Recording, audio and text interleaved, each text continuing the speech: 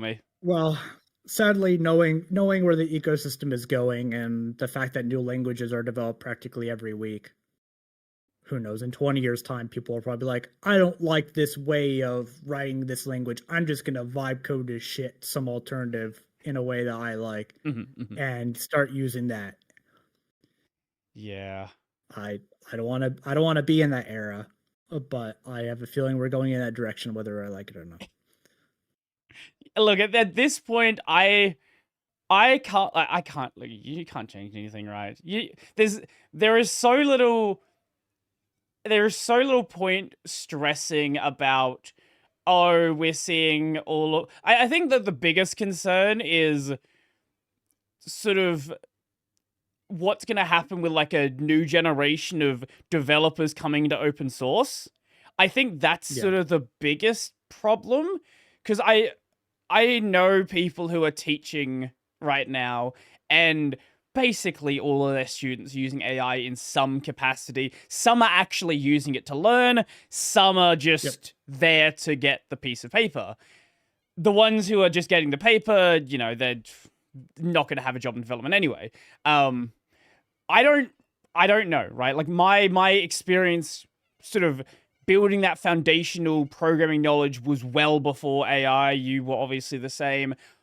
I don't know what the new generation of programmers is going to be like, and I don't know what that new generation starting, you know, in 10, 15 years is going to be like. What's going to be available, how they're going to want to learn, what, like, I don't know. All I know is I'm along for the ride. Yeah, I mean, and you see this all the time where it's just people are focused on solving their particular problem. And open source has always been that, right? Sure, like sure. somebody will fire something off because it was a personal project and maybe they're using it for learning, or maybe they were frustrated at a given problem. And now it's like people are leveraging large language models and all this random like AI tooling, whether it's from Anthropic or whether they're doing like Vercel V0 to bootstrap a graphical web environment or something. They're focused on their one solution, and the technical underpinnings to that, for the most part, they don't care about. They care about what functionality it provides.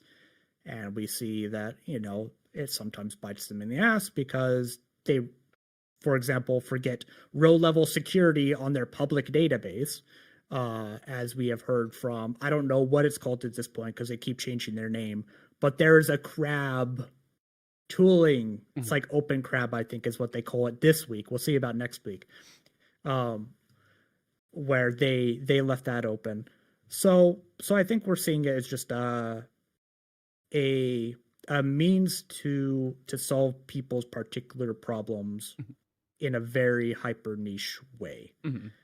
And to be honest, like I also use large language models. I don't really in the context of Budgie 11. I tried to in one stream to get it to figure out a thing. It fell right on its face, and I was like, "Yeah, that's about what I expected." All right, well, glad I wasted those tokens on that. But for something like CMake, when there's like who knows how many decades of corpus of knowledge, do I really want to have to learn the ins and outs of that? No, I want to like focus on how do I make a public consumable library with these sort of headers and yada yada, and then the rest of it being private, that clear separation.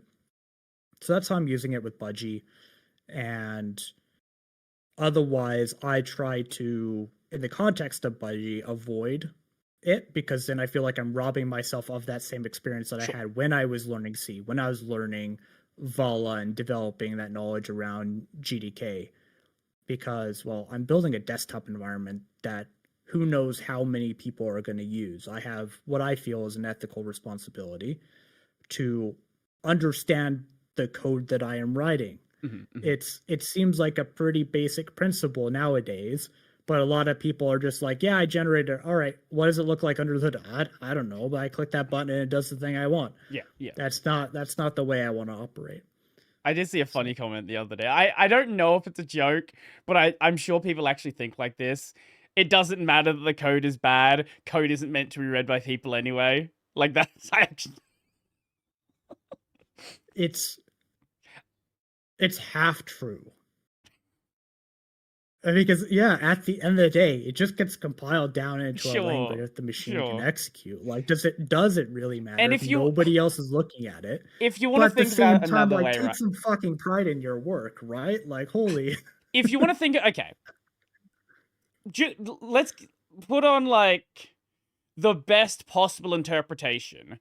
There are people that build graphical environments with like drag and drop. Like there's the Qt creator thing. You can just drop in a widget. Yep. The code it generates is utter disgusting code. Never look at it. Don't even know what it's doing. Yep. Yep. Sure. Is that any different? Like that? Because if your entire development of a Qt GUI is done with Qt Creator and you never look at the actual GUI code, is that really any different to it being generated by an LLM? I think it feels weird to me. I don't think so. Yeah. I want to say yes. But I want to say yes as well, no. but at the same, like, if you actually break it down, like, I can't reason a way that is different. Yeah, I can't either. Welcome to the modern era. Yeah. Granted, don't do this with anything. Don't do this with anything security relevant. I keep seeing that. Yeah. Please don't. Don't vibe code your own way to do encrypted messaging, please. Just roll with Signal stuff, all right? Like, especially in the era of Discord and Face ID and who the hell knows what else. Just like Matrix or Signal, please, for the love of God, don't like create. If you want your own fancy shell, create a Matrix client. There you go. Let's bring back IRC. Be happy with that. IRC, bring it back. Maybe not.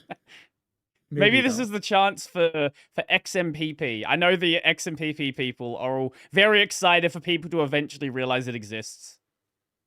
Yeah, nobody's going to, but I recommend this might be the chance. This might be their Windows 10. Sorry, I mean Windows 11. Sorry, I mean whatever the next thing Windows does that is going to drag over a bunch of people magically onto Linux and I recommend a rebrand because XMPP is a horrible name.